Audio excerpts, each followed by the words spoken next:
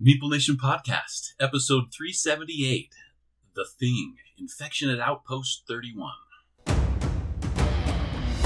Welcome, citizens of Meeple Nation. For the next 30 minutes, sit back and enjoy. Meeple Nation is brought to you by GameToppersLLC.com. Have you been wondering, wow, my dad's really cool and he loves board games, but what do I get him? Nathan's daughter thought the same thing and went to GameToppersLLC.com. She found amazing things for Dad for Christmas, but your dad deserves things when it's not Christmas too. So check them out, GameToppersLLC.com. Wow, I like it. I approve. Dad deserves things when it's not Christmas, for sure.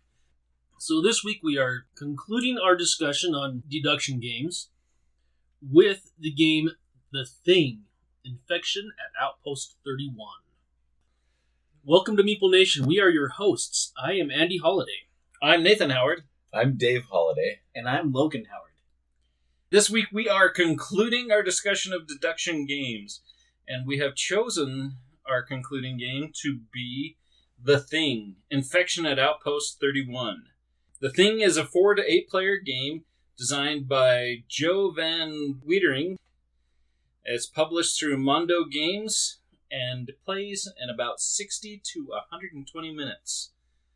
We played it twice with 4 players, and it is definitely more fun with more than 4 players. That is definitely true. Even having one extra player, 5 players, would have improved that experience for this. And it does say it's best with 8. Community says you should not play with 4, 5 to 8 players, which we can attest that is probably correct. It was still a fun game, but only needed more than 4 players. Based on the short story by John Campbell, Who Goes There? And John Carpenter's theatrical release, simply titled The Thing. The start of a bleak, desolate Antarctic winter, when a group of NSF researchers manning the claustrophobic, isolated U.S. Outpost 31 come into contact with a hostile extraterrestrial life form. Bent on assimilating Earth's native species, this being infiltrates the facility, creating a perfect imitation of one of the Outpost 31 crew.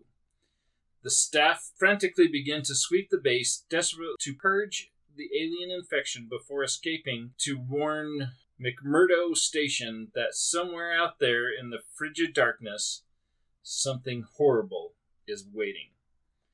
This is a hidden role game. The start of the game, one of the players is going to be infected.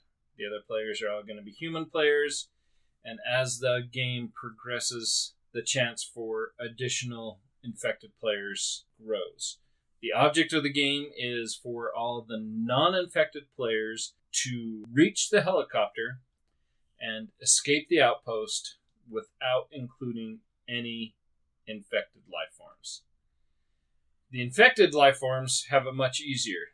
They get the contagion level to maximum, they destroy 4 rooms, or they are able to stow away on the helicopter and escape. Each get a roll, then play begins. One player is going to be captain. Each player is going to be the captain on their turn. When it's your turn, you're the captain for that turn. Flip over a mission card. The captain's role, first thing they're going to do is they're going to flip over a mission, and the mission is going to have some requirements. It's going to have a number of people that are required to go on the mission, and then it may also include one of the 3 different classes that have to go on the mission as well. And I can't remember what those 3 classes are at this point. One's science, one's maintenance, and I can't remember what the third one is. Some of those missions require a player of that class to accompany the mission. As we ran into issues when we only had 4 players, some of the mission cards required that we bring 4 players. A lot of them did. Yeah, and so we ran into that point that we were always bringing the infected player with us. And there was way too many opportunities for them to sabotage. Yeah, and it just made it so that it was way skewed. Infected already have it easier. There's multiple paths to victory for the infected. The captain will bring everybody who's required onto that mission, and then they will attempt that mission. Players that are there will each contribute a card face down, and then the captain will collect all those cards, shuffle them up, look at them, and then first look for any sabotage cards. If there's a sabotage card, then they will resolve that sabotage card. And if there's not a sabotage card, then they can look at those cards to see what the mission qualifications are. Could be cards that require a certain amount of dice to roll, or could require a specific item like a petri dish, a flashlight, a fire extinguisher. Then the captain can choose one of those cards to discard it, draw a random card off the top of the draw pile. They will reveal those cards to the group, determine if they have successfully passed the mission or if they failed the mission. If they successfully pass the mission, each room that they're investigating has a chip in it, and that chip leads to the completion of the group moving through the outpost. To complete the first section, you'd have to defeat Thing 1 and then also find the rope. The outpost is separated into 3 sections, Section 1, 2, and 3. In order for players to move on to Section 2, they have to complete Section 1. And this is where they have to defeat Thing 1 and also recover the rope. Each room that they investigate, if they're successful, they get to flip over that chip, and hopefully it is one of those 2 items. If they fail, then all those chips get reshuffled. Players are going to have to go investigate, again, try to identify the room that those are in. Then once they have the Thing 1 and the rope, then they are able to start exploring the second section. And in that second section, they have to find and defeat Thing 2, and then they have to also find dynamite. Then they're able to move on to the third section. They have to fight Thing 3 twice, and then find a flamethrower. And once they've completed all 3 of those objectives, then the goal of getting non-infected players onto the helicopter to escape. Each time, the captain's going to look at these cards, try to complete these missions. If you discover one of the things, then that same exact process, except for this time, the cards that you're trying to play are hopefully going to have a higher die count on it, meaning that is the number of dice that you're going to roll in order to combat and defeat the thing. To defeat the Thing 1, you have 3 rolls to get 3 of a kind. So you can roll the dice, choose some of those dice to save, and then roll 2 more times to try to acquire that 3 of a kind. The Thing 2, you have 2 rolls to get 3 of a kind, and then when you're fighting Thing 3, you have 4 rolls to get 4 of a kind. Hopefully at these points, the human players are donating guns, knives, anything that will allow you to roll more dice. A shotgun's far more effective than a knife. A shotgun will allow you to roll 3 dice.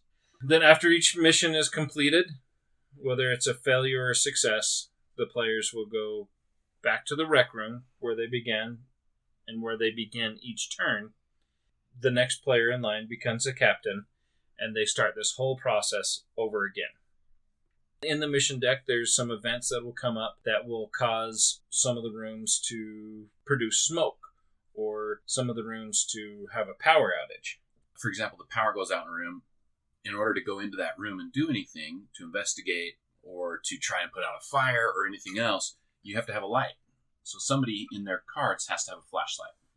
So if I'm the captain, and I have to take 3 people to this room, and it may say that one of them has to be yellow, whichever class that is, then I've got to determine which 3 people are going. I'm going, of course, because I'm the captain, so I have to go. But I'm saying, hey, I want to go to this room where the power's out. Can anybody bring a light? And then Nate may say, I've got a light, I can help. So I'll say, okay, I'm going to take Nate, and I got to take Logan because his character is yellow. The 3 of us go. Nate has to discard his flashlight. Then we can continue on with the mission.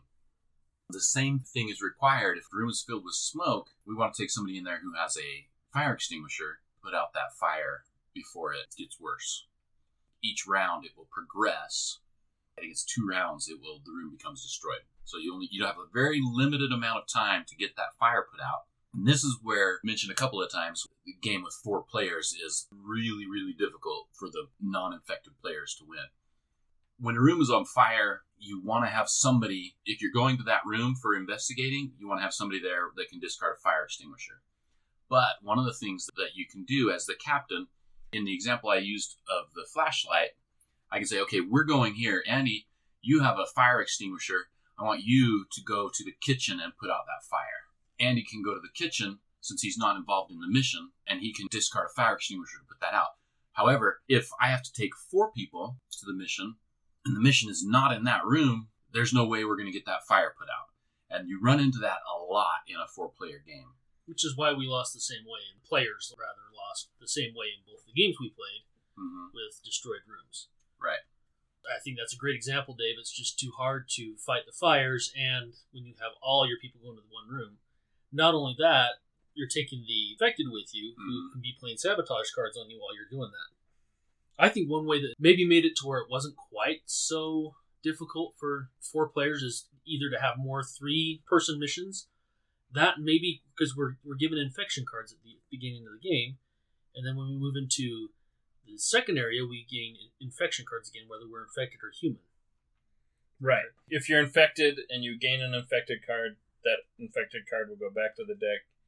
But if you're human and you gain an infected card, you must keep that infected card. And I think that with a 4-player game, this is just my opinion, but I think they should have had only one infected card in there, at least for the first 2 levels, so that potentially you don't have anybody who's infected at the beginning. If you do, then nobody's going to get infected in the second area, because they already have such a huge advantage. You don't have 2 infected working against the players in a 4-player game. It just seems like it was way, way skewed in the favor of the infected in this. Or a more simple solution, don't ever play with 4 players. Honestly, I think that's probably the I would say best 6. suggestion. I would say 6 to 8 players is where it shines.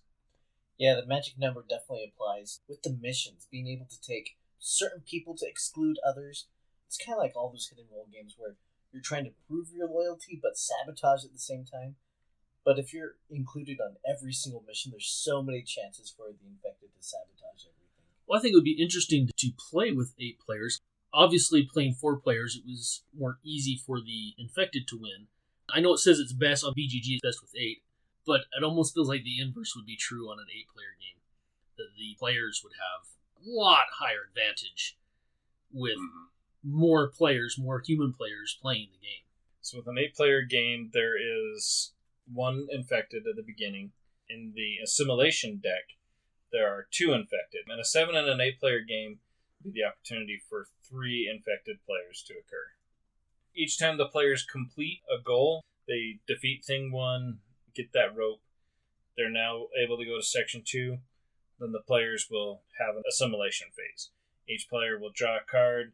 They'll have a second card, and like we said, if they're infected and they draw an infected card, that infected card has to go back. If they're human and they draw an infected card, that human card has to go back. Because once you're infected, you're infected.